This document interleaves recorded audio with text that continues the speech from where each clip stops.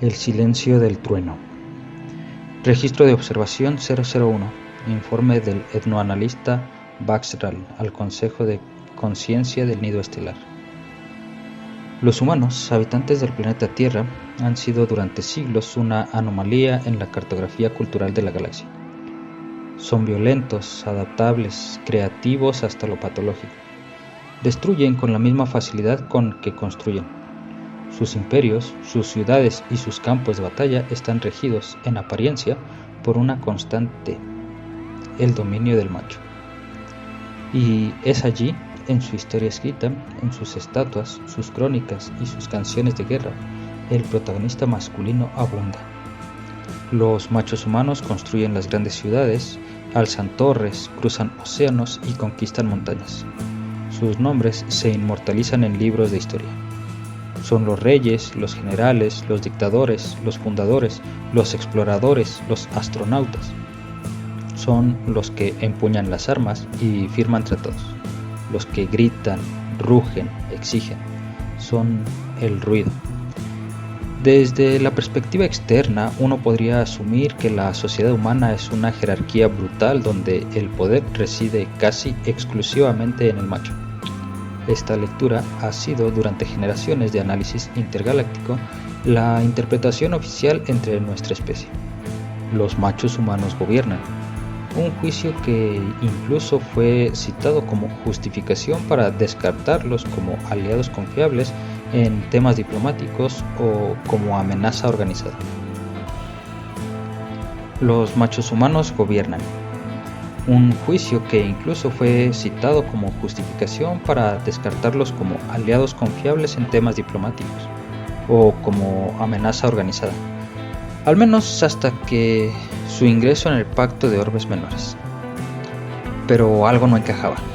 En cada exploración cultural, cada infiltración encubierta y cada entrevista con humanos, particularmente en las civilizaciones más longevas y estables de su historia, se hacía más evidente una segunda corriente de poder, invisible, sutil, envolvente, una fuerza que no se manifestaba con títulos ni coronas, sino con decisiones que parecían surgir del macho, pero que en su origen y propósito se remontaban a otra fuente, la hembra humana.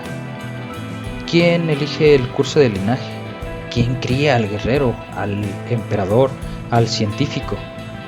¿Quién observa en silencio y siembra las ideas con palabras suaves, suaves como el murmullo de un viento que guía a un gigante dormido? Y es entonces cuando las culturas alienígenas más observadoras comenzaron a entender algo que los humanos mismos rara vez admiten. Las hembras humanas no necesitan estar en el trono si ellas eligen quién lo ocupará. Desde el nacimiento hasta la muerte, la presencia de la hembra es constante. Al principio es quien enseña el lenguaje, quien marca los límites, quien transmite las historias, quien establece el código moral. En la juventud, su aprobación o rechazo determina el comportamiento, el valor y la identidad del macho. En la adultez, aunque las decisiones aparenten ser del hombre, hay una danza invisible de compromisos, alianzas y renuncias que él realiza para asegurar la paz en su hogar, el futuro de su descendencia o simplemente la aprobación de aquella cuya mirada aún guía su ambición. Algunas civilizaciones humanas primitivas lo entendían mejor, lo decían sin tapujos. La hembra no necesita gritar si puede hablarle al oído al que grita. No necesitas llevar espadas si duermes junto al que la empuña. No necesitas figurar en las crónicas si es ella quien la inspira. Revisa y corrige antes de ser escritas. El dominio masculino es visible, sí, pero es un teatro necesario, útil y a veces destructivo. Los humanos construyen sobre él sus mitologías, sus naciones y sus guerras. Pero si uno raspa apenas la superficie, lo que se descubre no es el silencio de las hembras, sino su deliberada elección de estar en las sombras, porque desde allí pueden verlo todo. Por eso, muchos humanos aún dicen con tono jocoso y resignado: ella me deja creer que soy el que manda. Y otros simplemente niegan con una sonrisa cuando se les pregunta quién realmente toma las decisiones en su hogar. Nosotros, desde el Consejo del Nido Estelar, ya no nos reímos. Ahora la estudiamos. porque en toda cultura verdaderamente duradera hay fuerzas invisibles que sostienen el equilibrio, y en el caso de los humanos, esas fuerzas tienen nombre, voz y sonrisa, pero no necesitan gritar. Para ilustrar esta conclusión, el equipo de análisis sociocultural de nuestra misión ha comenzado a compilar una serie de casos ejemplares que revelan el contraste entre el estatus público del macho humano y su realidad privada.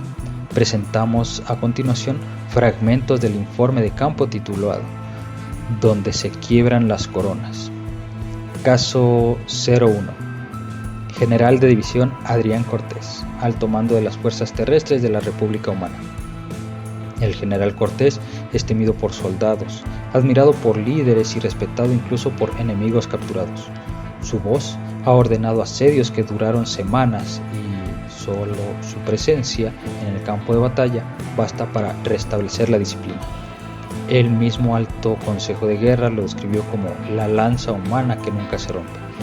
Y sin embargo, en esta transcripción del registro de observación encubierta del hogar de Cortés, ciudad de Santiago, a las 22:14 horas, el general Cortés entra en su casa con paso firme. Su esposa le pregunta: ¿te quitaste las botas antes de pisar el pasillo? El general Cortés: sí, mi amor. Su esposa: mentira, las dejaste llenas de barro en la alfombra. Vuelve y límpialas. El general Cortés, en silencio, se gira, agacha la cabeza y retrocede. Sí, mi amor. Fin del fragmento. Un análisis nos revela que el cambio en el lenguaje corporal, el tono vocal y la toma de decisiones inmediata demuestra que el general no es el comandante supremo en todos los territorios que pisa. Existen, entre comillas, zonas de soberanía femenina que neutralizan toda jerarquía militar previa. Caso 02. Ministro de Economía Global, Rami El Azraq, encargado de reestructurar sistemas financieros planetarios enteros, capaz de manipular mercados con una sola declaración. Ha provocado el colapso de dictaduras con sanciones y elevó repúblicas al estatus de potencias con tratados. Sus discursos se estudian como obras maestras de manipulación política.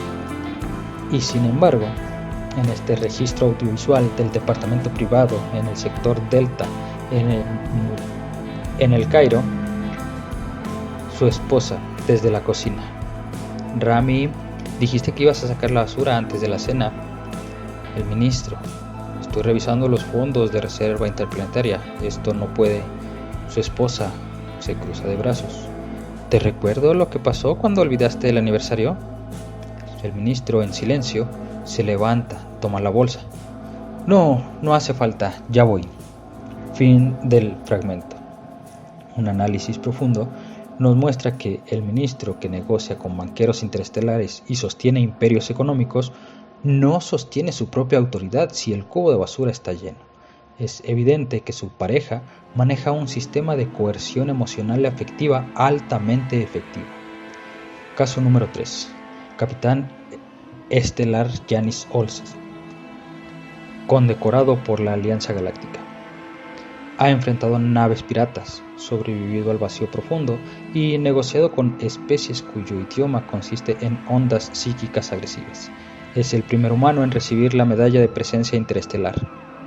Su tripulación lo llama el Incorruptible. Sin embargo, el testimonio del tripulante anónimo, esto protegido por cláusula de confidencialidad galáctica, Capitán Holzer se transforma cuando se comunica con su esposa.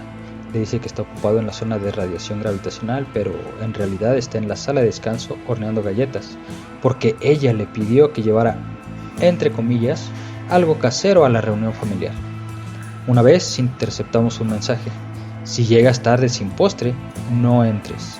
El capitán Holzer se desvió la nave durante 2 horas para encontrar la harina.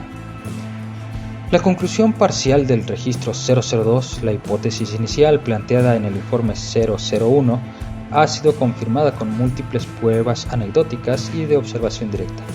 La supremacía masculina humana es predominantemente simbólica y contextual. En el hogar, espacio que las hembras humanas han convertido en fortaleza de dominio absoluto, se revelan dinámicas donde el macho actúa por consentimiento, por negociación o por miedo suave. Lo más fascinante, los machos humanos aceptan esta dualidad, no la resisten. Incluso algunos parecen encontrar en ella refugio, dirección e identidad. Es como si el hecho de ser el que manda, entre comillas, en el trabajo los agotara tanto que el verdadero alivio está en no tener que decidir nada cuando llegan a casa. Anexo cultural, refranes humanos relevantes. Ella lleva los pantalones en la casa. Yo mando en mi casa cuando ella me deja. Esposa feliz, vida feliz. Un breve, inocente resumen de nuestro informe fue filtrado al canal general del Pacto de Orbes Menores. No sabemos quién lo compartió, aunque el técnico Jabur ha sido misteriosamente trasladado a la embajada humana, donde ahora cocina muffins. La respuesta fue inmediata. Las hembras humanas vieron lo que habíamos hecho y no se rieron, solo sonrieron. Una comitiva de 5 hembras humanas, sin rangos oficiales, sin armamento visible, sin necesidad de levantar la voz, se presentó ante el Consejo Galáctico. Ninguna traía más que un bolso pequeño, una mirada amable y una libreta. Su líder, una señora de cabello blanco, gafas en la punta de la nariz y voz que podía derretir glaciares o endurecer el alma. Buenos días. Hemos leído sus informes. Creemos que hay algunas cosas que debemos aclarar. Lo dijeron así con una paz que se sintió como la calma antes de una supernova. Lo que siguió no fue una batalla, fue una negociación, fue un taller. El taller Dominar sin mandar. La dinámica femenina humana 101. Duración 7 días. Ubicación: sala común del consejo. Materiales incluidos: taza de té, mantitas y galletas de avena con chispas de chocolate. Nivel de daño colateral emocional irreversible. Día 1. Tono de voz y la técnica del suspiro. Las humanas enseñaron cómo una sola exhalación con mirada lejana puede obligar a un macho a reconstruir un mueble entero sin saber por qué. Día 2. ¿Qué quiere cenar? Y otras trampas semánticas. Se explica cómo esta pregunta nunca busca respuesta, sino simplemente validación afectiva basada en intuición empática preacordada. Día 3. La mirada que desarma imperios. Se entrenó a los embajadores Gratal a sostener contacto visual con una humana decepcionada durante más de 3 segundos. Resultado: 2 desmayos y un colapso neuronal. Día 4. La ironía maternal como arma estratégica. Frases como: claro, haz lo que quieras, yo solo fui a los hijos, limpié el módulo y programé el asalto cuántico. Aplicaciones prácticas: hacer sentir culpable a un gobernador estelar por no recoger su túnica del suelo. Al término del curso, el Consejo Galáctico no solo pidió disculpas, cambió sus estatus. Ahora, toda resolución interestelar requiere una segunda revisión por el recién formado CCSDH, o Círculo Consultivo de Sabiduría Doméstica Humana. Sus decisiones no pueden ser revocadas. Nadie osa discutirlas porque ellas no amenazan, solo preguntan: ¿estás seguro de que quieres hacer eso? Y de alguna manera, nadie quiere. Yo, Baxral, antiguo etnoanalista, he renunciado a mi puesto, no por vergüenza, sino por algo mucho más poderoso: admiración. Ahora vivo con una señora humana retirada llamada Glory, medio posada. Me enseñó a tejer, me llama, entre comillas, mi marcianito precioso, y me obliga a comer fruta cada mañana. Mis decisiones son revisadas, corregidas y a veces reformuladas antes de que siquiera las piense. Y aún así, nunca me he sentido tan comprendido. He hallado la paz y el poder real. Lo veo cada vez que ella sirve el té sin preguntar: porque sabe que yo lo iba a pedir.